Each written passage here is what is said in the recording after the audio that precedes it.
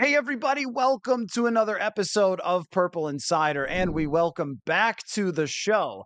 Daniel Popper covers the Los Angeles Chargers for The Athletic, one of my favorite writers to follow. And a few weeks ago, I don't know when it was, middle of summer sometime, we said, why don't we just get together and talk about teams and football and everything? And we were talking, Daniel, about how similar these franchises are, the Vikings and the Chargers. And lo and behold, the Spider-Man meme as we go into week 3 here, the Vikings and Chargers both sitting at 0-2. Let me begin with this question for you, Daniel. How desperate is the football team that you cover? Well, first off, thanks for having me on, Matthew. Every time I see a DM from you asking to pod, I love it because it's always a great chat with you. And I think we were just talking for about 10 minutes before we hit record because we just get going every time I'm on here. But to answer the question, I mean, very desperate. They were very desperate heading into the season. And I think that's kind of colored the coverage around the team for me, definitely. Like everything was on the line. Like there were no questions about what the expectations were for this organization. Like they had to win, and I think a lot of it stems from what this ownership group did last year, spending more cash on their defense than any team in the league, giving Brandon Staley everything that he asked for defensively, whether that was trading for Khalil Mack, whether that was signing Sebastian Joseph Day and Austin Johnson on the interior of the defensive line, whether that was signing JC Jackson. He has all of the pieces. He has all of his guys. And so it had to come together this year. And so, an 0-2 start is disastrous. Like game one, okay, right? Like I think there were a lot of issues defensively that I wrote about. But, Miami's looking like one of the best teams in the league, potentially the team to beat in the AFC. And you play them close and you have a chance to win at the end and you don't get it done. Okay, I can understand that logic. But to play the way they did against Tennessee, to make the mistakes that they did against Tennessee across the board. I mean, I went back and looked at just in overtime. You had a misread from Justin Herbert. You had a procedural error on third down with the ball to start overtime. You had a poor punt coverage on a kick that J.K. Scott had that had over 5 seconds of hang time where they should have gotten down there and they give up an 11-yard return. You had a toss crack play hit the edge, something that they struggled with all of last year. You give up an explosive pass to DeAndre Hopkins on a bad play call. You call a timeout on 3rd and 1 when Derrick Henry's off the field to get a different personnel package in there, and Henry's able to get back in the game and convert a 3rd and 1. Like you're talking about offense, defense, special teams, game management, play calling. Where am I? Play calling. Like it's everything. It's everything. And like now you're 0-2 and you look at the numbers. Sorry, I'm ranting, but like this is what it is for this team right now. Like you're 0-2 and your percentage chances of making the playoffs plummet. I mean, going back to 2000, it's 18 out of 187 teams that started 0-2. Not a lot of stock in that because obviously they expanded the playoff in 2000 to 7 teams per conference. You look at that, one team out of 23 teams that have started 0-2 have made the playoffs since then. That was the Bengals last year, which felt like a complete outlier because they overhauled their offense in like week 5 and completely changed how they were doing things. So like there is, I guess, hope, but this is about as bad as it could start because the defense just is not coming together by any stretch of the imagination. Yeah, there's a lot of places that we could go from there. So why don't we focus a little bit on just that the defensive part and Brandon Staley? Because I think after about 3 games, a lot of people decided that Brandon Staley was the new wizard galaxy brain coach who was going to go for it on 4th down all the time. And he had been with the Rams, had a successful defense there. So it's like, okay, that team's got a great coach. On to whatever other controversy we're talking about. And I feel like I haven't heard anything about it since. And yet, as I just watch from afar, there's nothing to me that indicates that Brandon Staley knows what he's doing as a defensive mind / head coach. They have had poor defenses every single year. They finally got around to changing offensive coordinators. I guess we'll see if that plays out in the long run. It seems like the offense is moving the ball pretty successfully, but when you're giving up that much to the Tennessee Titans, who, I mean, have to have one of the worst offenses in the entire league, and we saw them in joint practices, it's not good. And for them to look competent against the Chargers defense, I mean, what is happening? Because as you mentioned, there was a lot of investment there in the personnel. Yeah, a lot there. So let's sort of parse all of that. So Brandon Staley is a very intelligent person. He is very eloquent. He's really good at explaining complex things in a simple way. He has those things going for him, and I think like the point you're making is that he did win a lot of people over with how he presented himself early on. Now we're 3 years into this thing, so a lot of that stuff is falling on deaf ears now, and he's certainly changed how he's gone about it, since he's gotten a lot of that criticism. One part of it is the game management stuff. I think that he is a good game management coach overall. I think he is above average in that area. Now, he's not making decisions the same way that he was in year one. Now, some of that is they have a better punt team. Some of that is that he believes more in the defense. But when you make decisions like that, they're going to be magnified. And so I think part of it too is that he realizes that if these decisions go his way, even if they're correct mathematically, like if there's enough backlash, he's going to be out the door a lot earlier than if he makes decisions that are, more within the, what the public perceives as, the right decision. And so you can go back to the Tennessee game. I mean, you have a 4th and 2 from the Tennessee 45-yard line. He punts it away. I mean, even like your 55-year-old football watcher who, fell in love with the NFL in the 80s would be like, hey, maybe go for it there. Right. But, and you look at it like True Media had it as in terms of EPA loss by the decision was -1. So they basically lost a point with the decision. Ben Baldwin's model had it as, plus 4% win percentage by going for it there. I have a tough time thinking that the Chargers analytics team, their model said to punt that in that situation. That would be really surprising. So the decision making has changed. He's gotten more conservative, and I think that it has backfired for them in certain situations. Now the defense is separate. The question is, like, you look at some of these guys, right, that are play callers and head coaches. How many of them would you classify as excellent game managers? Yeah, Like no, that's a Sean good McVay, point. Yeah. Kyle Shanahan, Andy Reid, brilliant offensive minds. And the 2 of those 3 have won Super Bowls because of how great they are as offensive coaches. The third one's probably going to win one soon, right? But are they great game managers? Are they great decision makers? I don't know. It's hard. Like, there is so much that goes into managing a football game as a head coach and making the right decision every single time, which is what you're paid to do. To add play calling on top of that, it takes a ton of capacity. And I don't know if there's anyone in the world that can do both things at a very high level. Now, Brandon Staley certainly believes that he's capable of doing that. He hasn't proven capable of doing that because the defense has been bad. Like, it's just been bad. It's been one of the worst defenses in the league since he took over in 2021. And you can make excuses or even find explanations. And I think there's a difference between those two things. But the biggest concern to me is that, like, they can't play staple coverages in this defense properly. And it's not like you have guys out there that are, it's the first year in the scheme, right? Like, one specific coverage that I've been sort of honing in on is quarter, half. So basically you have quarters to one side of the field and then, half field safety to the other side of the field. It's basically cover 2 to one side and quarters to the other side. They've given up 7 explosive passes on 12 passing plays out of cover 6, quarter, half. 3 of those plays, one was a 35-yard touchdown to Tyreek Hill. One of them was a 49-yard ball to Chris Moore in the Tennessee game that set up Tennessee's go-ahead touchdown in the fourth quarter. And another one was a 70-yard bomb to Traylon Burks in the Tennessee game that set up the touchdown that brought them back into the game at 11-0. And all 3 of those plays attacked the same player in the coverage. Now, different individual player, but the same person in the coverage, which is the corner to the quarter side. And on 2 of those plays, the corners, one was JC Jackson, one was Asante, just played the wrong leverage. Like, it's not that complex.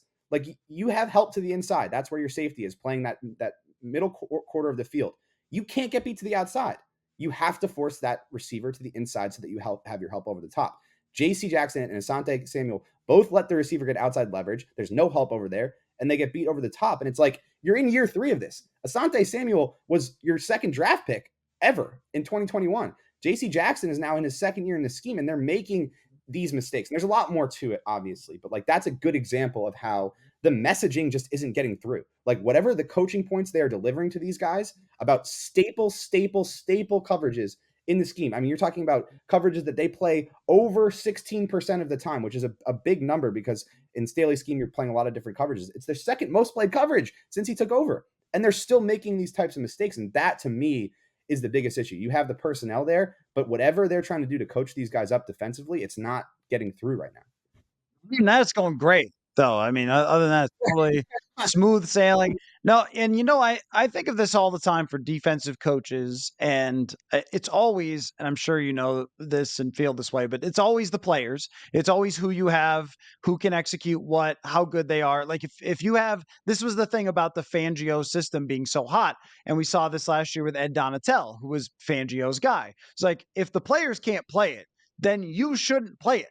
You have to do something else. And so I don't know if that is the issue or not, but it is odd to me that someone like JC Jackson was so good with one team and so bad with another team. But I also know that there are a lot of coaches, and I think Donatel was this way. I think Brian Flores is actually the opposite of this, that are going to just do what they do. And if the players make mistakes, they're going to be like, well, it wasn't my system. It was the players who didn't get it down. But as you're pointing out, if you have had the same players for multiple years and the same issues are still pervasive, then you have to change something about the way you're calling it, the way you're coaching it. Because I look at the roster of the Chargers defense and I go, all right, well, this should be like an average team, but they're not an average team. They're a horrendous team defensively. And I agree with you that, okay, Miami week 1, McDaniel was probably working since the moment his season ended for that week 1 game to just shred everything. But then when you get beat by Tennessee, it's like the Vikings should be looking at this game thinking,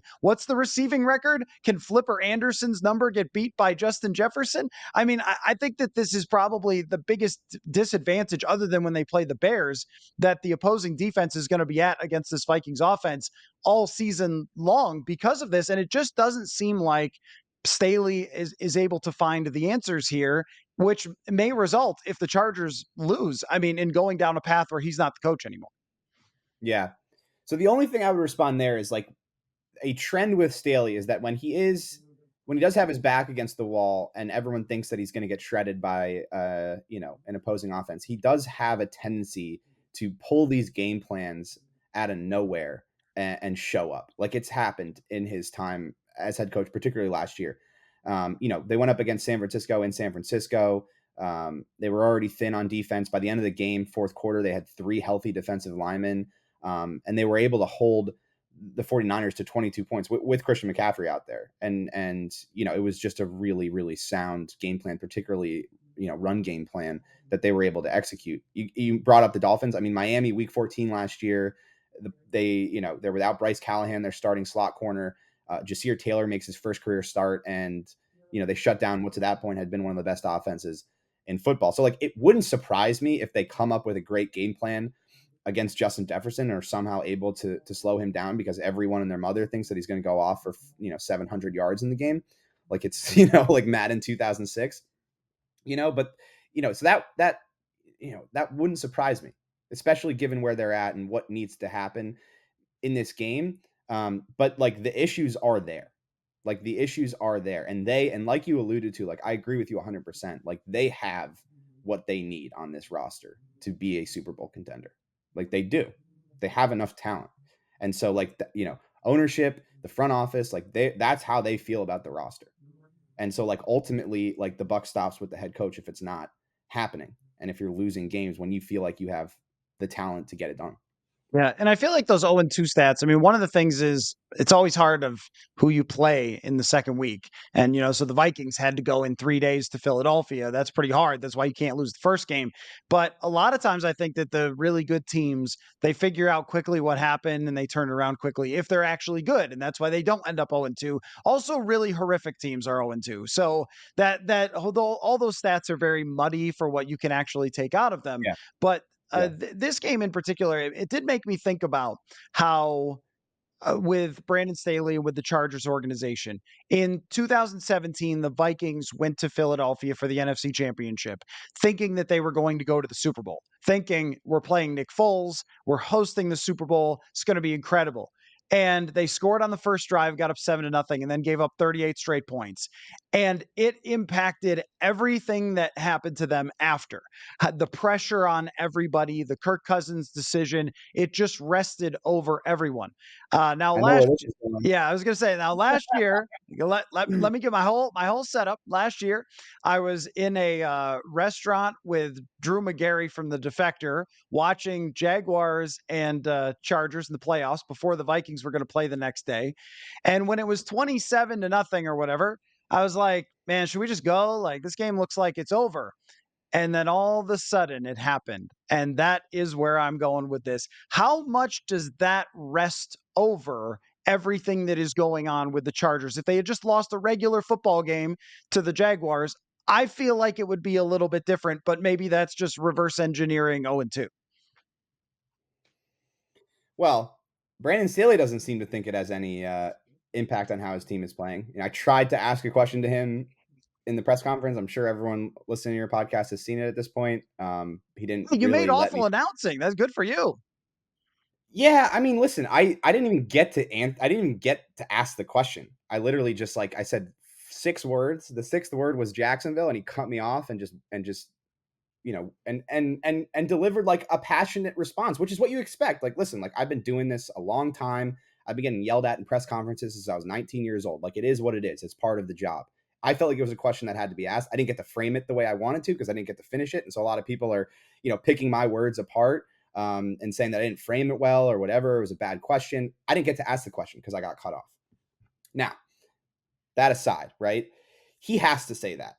But like we've been talking about, like this is pretty much the same roster. I mean, a lot of these guys, 90+% of the guys that are playing for this team right now, were in that locker room in Jacksonville. And I was in that locker room in Jacksonville. And like it was the darkest locker room I've ever been in. And you had guys in there saying, like, we're never going to live this down. Like, we're going to be known for this for the rest of our lives. Like, and it's true until you win a Super Bowl. And so, like, players are human. So it's not like these guys are robots, right? And you just like, okay, off season, you wipe the memory card clean and you reprogram them. Like, no, they're human beings, right? And like, the way I've kind of been framing it is like, there's motivation, there's confidence. So I think that these guys definitely are motivated by that loss, but confidence is separate than motivation. And so, like, when you're in these moments late in games and you need to make a play or you need to, like, not commit a dumb penalty or you need to get lined up right, like, confidence matters in those moments. And 100%, like, losing in that fashion affects your confidence. Now, are they consciously thinking about Jacksonville in those moments? No, I don't think so. But are they subconsciously thinking about it? I don't know that. I am not inside these guys' brains. And all I can do is ask them questions and they'll answer them. And everyone is saying that no, it has no impact, right? But like at the end of the day, they're human beings. And anyone that suffers like a public embarrassment like that, you don't just forget about those things. Maybe I'm different than everybody else, but I suck at compartmentalizing things. Some guys are a lot better at it, I'm sure. Guys, women, whoever. Like some people are good at it, some people are bad at it. But like when you suffer an enormous public embarrassment, all right, and then 8 months later you got to go back out there and do the same thing that you were doing when you suffered the public embarrassment, like there has to be something there. And on top of that, like in the 2 games now to start the season, the 2 games since you lost that way, you've lost 2 games at the end of the game where you've made mistakes. You've done similar things that you weren't able to do, in the Jacksonville game. And so like until you win games late and make plays in those situations, like that is there, and those questions are going to be there, and that game will be hovering over the team, and that's it. Like as much as you want to go up there and you want to say, oh, that doesn't matter, that's last season, blah blah blah blah blah, like that's just not what the reality of the situation is, in my opinion. I would say I know nothing about reporters getting their head bit off by the coach. I covered Mike Zimmer, so it was always just friendly. And no, actually, it's been a little weird because Kevin O'Connell, even when bad questions are asked that I think like, oh, I think he's going to go off here or something. He's always very smooth about it, but we'll see. He's still new, so he'll break eventually. But you're not doing your job probably if you've never gotten whatever kind of response you want to categorize that. I think passionate is a good way to describe it, and I think that getting his response to that is the goal. And so, yes, I know because every press conference has to be broadcast now. Everyone can pick apart the way you asked or whatever. If they just read the quotes instead in the Athletic, they might have been like, "Oh, that's actually quite insightful for how he's looking at it," as opposed to worrying about how you asked it. But that's a whole You different said it. You conversation. said it. I didn't say That's a whole different discussion. it. But anyway, I don't know. I understand fans want to see what the coach is saying and they want to watch the press conference and stuff like that. But I get a little bit frustrated sometimes when they make it about the reporters. It's like, okay, well, anyway, that's the game we play. Uh, Yeah. what I'm saying though is to your point, I felt this from what happened in 2017 with the Vikings. I felt it in that room that the following season in 2018, the tension started at 9 and ended up at 11 by the end of that year. And I Yeah. have a lot of friends still in Buffalo. And I asked my friends in Buffalo, I think after the 13 seconds thing when they were going into last season, I said, is that lingering? I mean, where they, could have gone to the AFC championship and lost to Kansas City after having the lead with 13 seconds left. And they all said, I don't know. I don't think so. But as things went along last year, you could sense kind of where that's at. And then they lose to the Jets to start the season, which for a team that good, they should be like, who cares? But they're not. Their reaction is Josh Allen's kind of losing it in the post-game press conference. And the people asking, well, Sean McDermott know what he's doing. And I feel like this just happens. It happens because of the magnitude of what we do here in the NFL, that when you have something go wrong in the playoffs, it just lingers and it's on everybody's mind. And like you said, you can't just men in black and wash it out of your brain. Right, exactly. So it exists there. And this is a team that's playing a lot of close games, which I wanted to ask about this as well. So I have, and I've told you this before, I have called him Justin Kirkbert because everyone always talks about how great it should be and how incredible it is. And when you look at the box score, you're like, man, that was really good. What a great game it was. And they lost by 3. And that's how it always feels with Herbert. And I guess my question is, over the first couple weeks, it looks like he's actually played really well. But is there an element of Herbert can't make this all right? Because I tend to think that if you have like one of the guys, like the Mahomes or whatever, that a lot of stuff that happens to everybody else happens to Mahomes. They blew an AFC championship. Doesn't matter. He just comes back and wins the next Super Bowl. Nobody is Mahomes. I understand that. But I also think that there's going to be people who start asking questions if they go to 0-3 and they lose to the Vikings about, like, is this quarterback the guy who is in that echelon, or is he in the Kirk Goff echelon, but taller? Yeah, so here's where I stand on that. Okay, like he has 13 game-winning drives in the fourth quarter or overtime. Like, and all you need to do to learn about like what Justin Herbert is in big moments, like go watch the Week 18 game against the Raiders. I mean, he made 9 throws in do or die situations, gotta have it situations. I mean, you're talking about 4th and 10, 4th and 21. Just like that is, in my opinion, who he is late in games. Now, like he's had moments where he hasn't gotten it done, absolutely, especially to start this season. And you can even go back to the Jacksonville game. I mean, he missed Keenan Allen on a wide open touchdown that might have iced that game. And so, like, I think it's fair to criticize him. But like I do believe that he's very good late in games. Like I do believe he has that, that killer instinct. Now, the other part of this is when you're a quarterback on a rookie deal and you're a young player, you can sort of frame it as, well, he's coming into his own, he's still developing, all of those things. When you sign for $52.5 million a year, those excuses go out the window, my dude. Like that's just what it is. Like, and you have to be the guy. Like if you're getting paid like right now, the second highest paid quarterback in the league in average annual value, you better be playing like it. And in order to play like it, you have to, perform in those moments. Down to 145 left, you get the ball, you cannot commit a grounding penalty and spike that drive.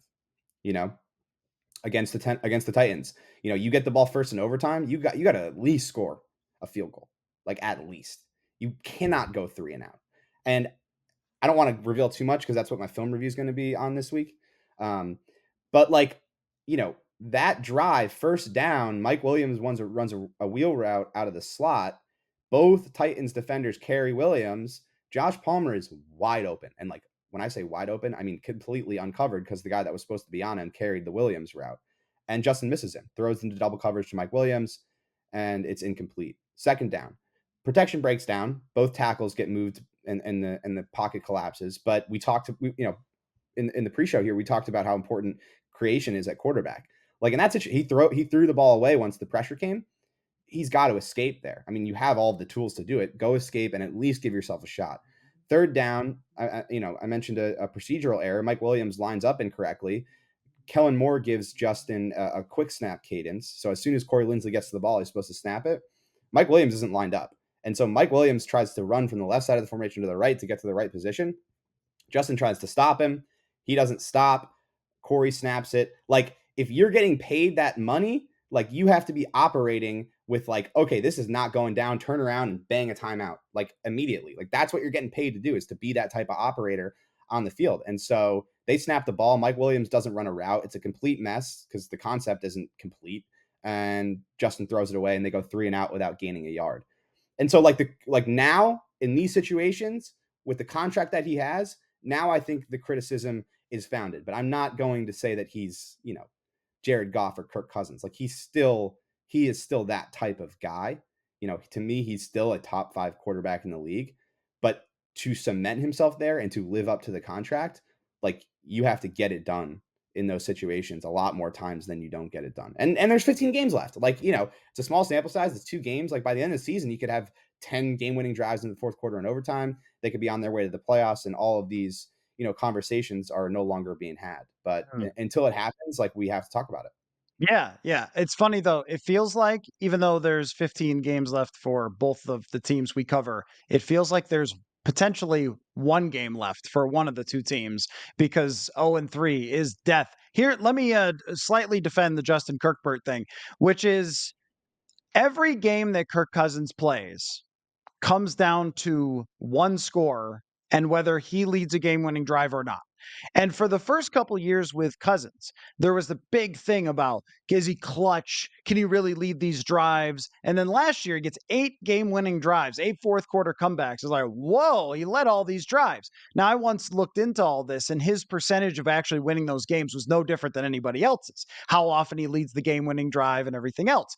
But the thing with Kirk is that he's always in these games. He never runs away from anyone. And you mentioned the 3 and out. And the Vikings always kind of have these 3 and outs. And that's where it feels similar to me, is where I think I saw a stat that the Chargers, since Herbert was drafted, have played like 70% of their games of 1-score games.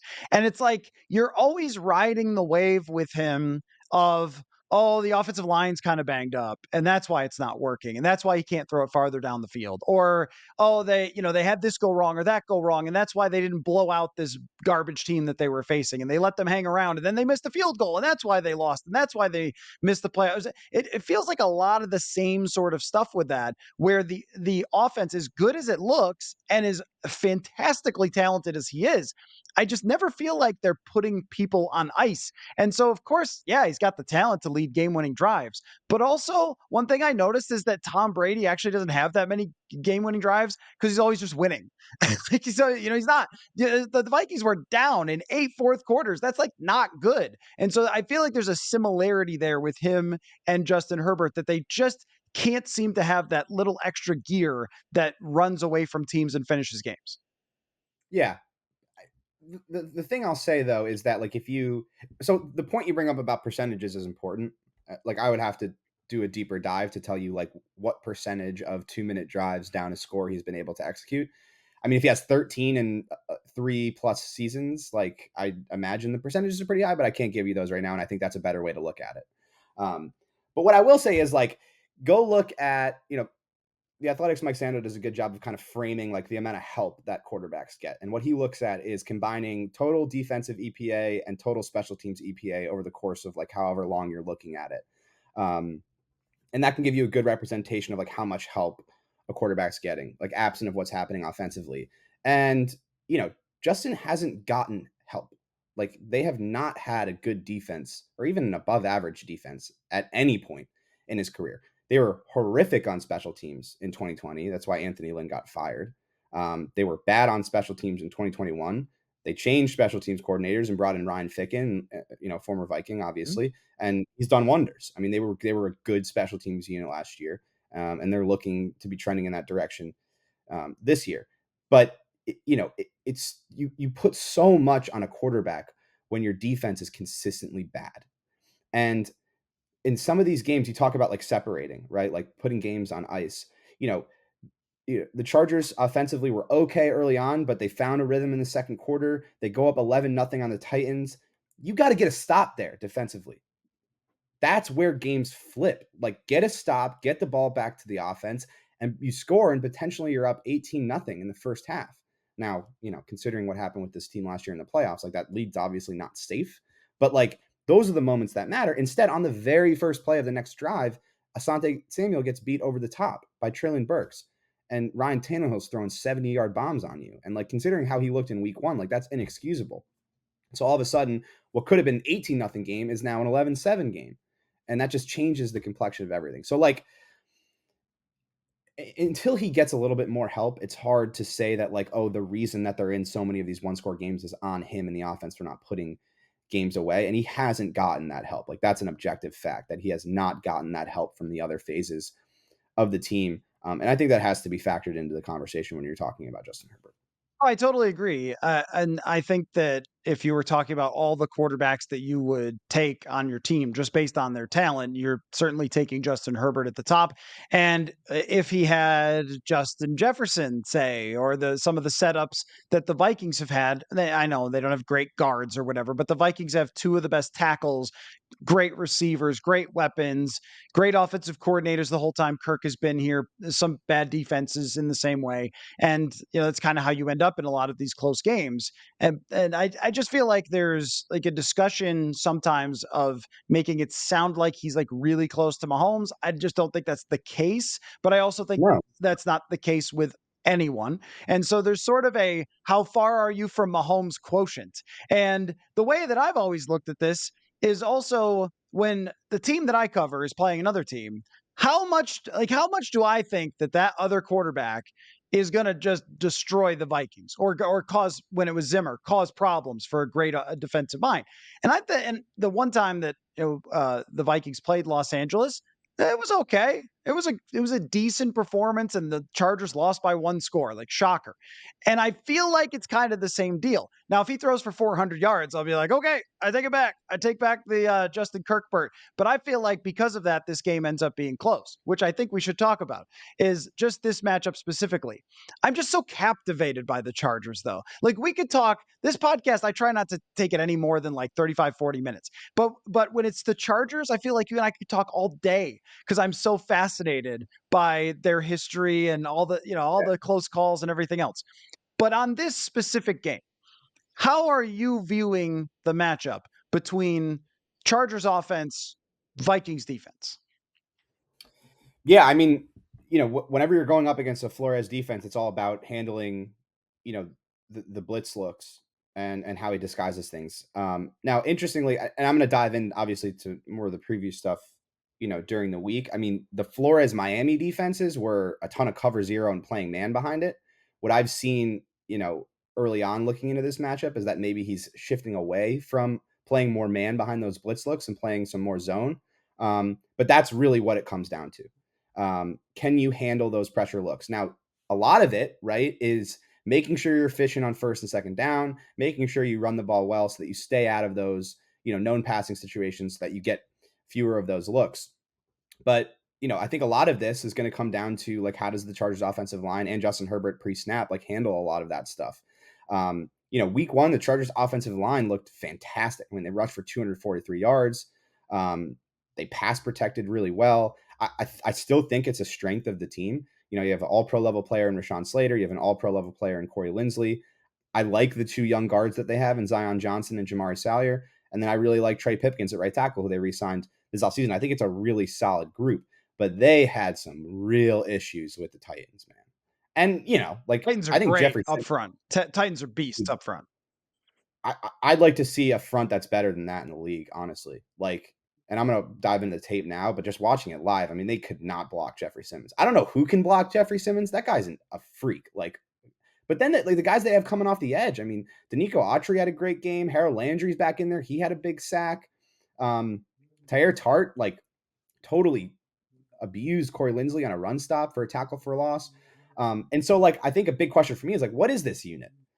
What are they? Are they like, is it really a strength of the team, or is there a weakness there? On the interior with the two young guards that I mentioned. Zion Johnson is a really good run blocker.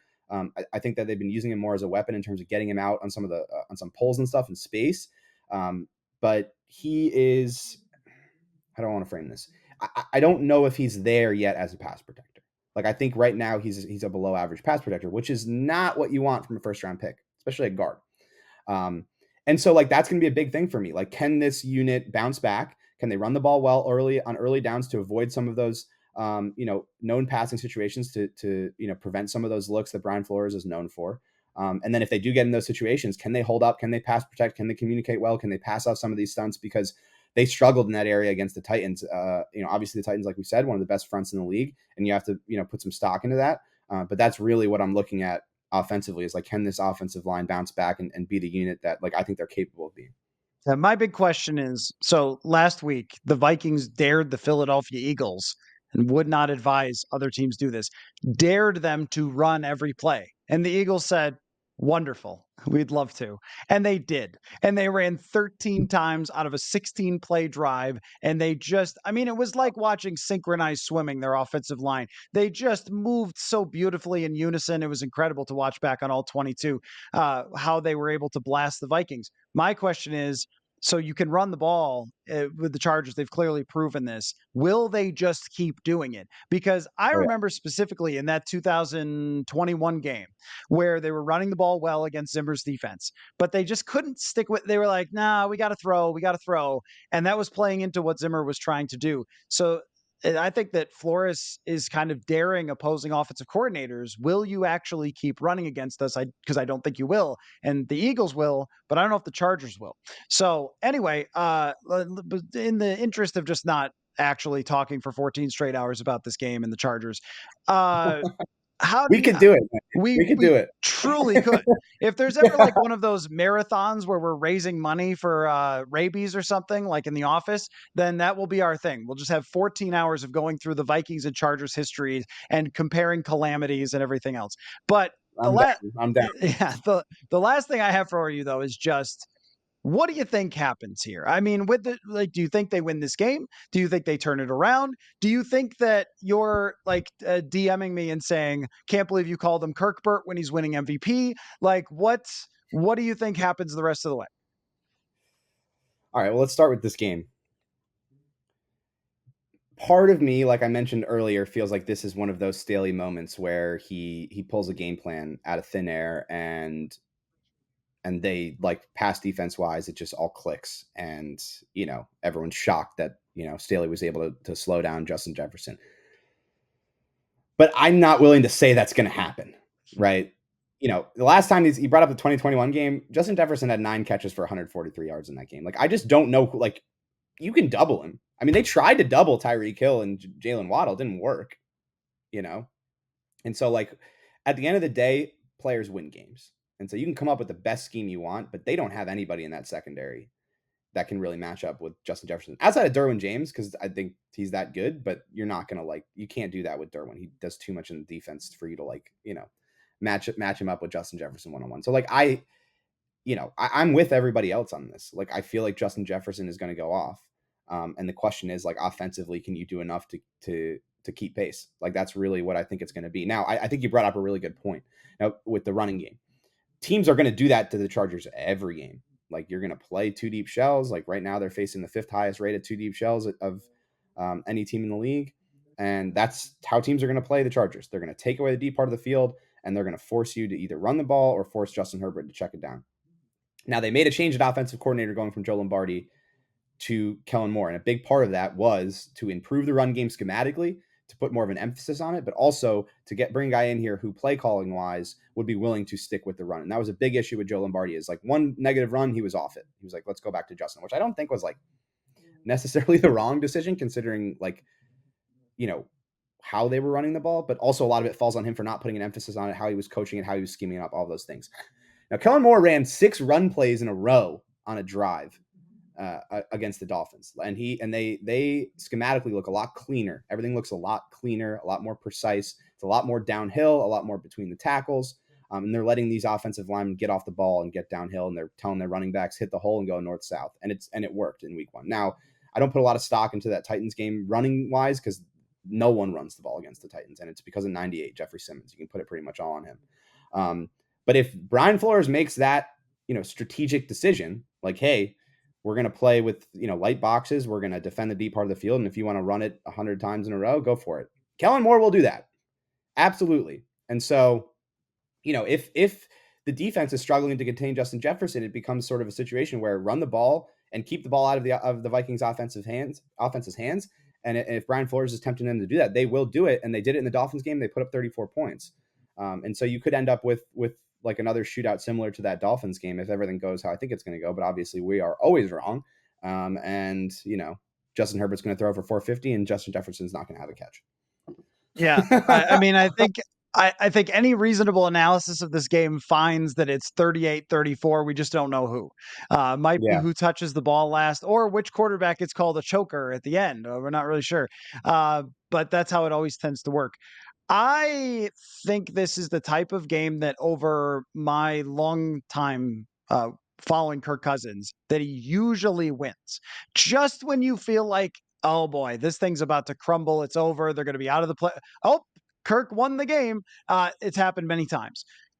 I also think that anytime Justin Jefferson has faced a bad secondary, he has mauled them to death. But there is one fella that plays for the Los Angeles Chargers that I would be very concerned about, because he has ruined football games before against the Vikings, and that is Khalil Mack. If he's on the other side, I know that he's not the same version he was with the Bears, but if that man plays for the other football team, I'm always going to be like, that's a strip sack waiting to happen. And he's still a good player. He's still a really good player. Yeah. That narrative is really. I still have to watch the tape from Sunday, but week 1 he had 6 pressures. Like, he rushed well, and Tua was getting the ball out in 2.4 seconds. So like, he's still, I think you're on it. Like, he's still a very good player. Yeah. That's the game wrecker. It's like, does he wreck the game? And you and I were talking before we went on about Kirk Cousins' fumble problems. That can ruin games for them. And the turnovers have continued to be an issue.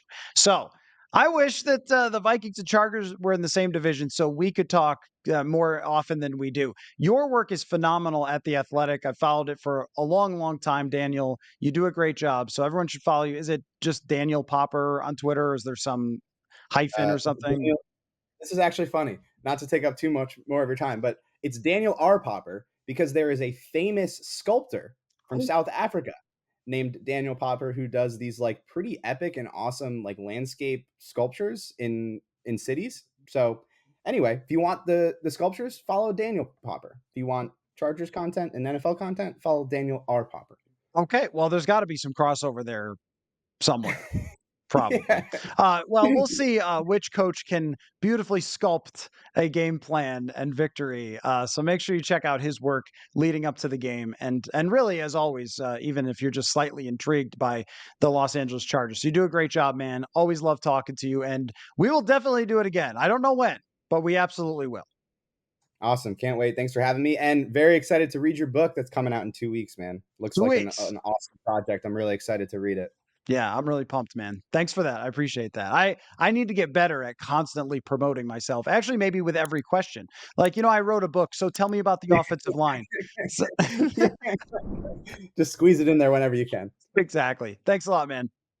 Thanks for having me.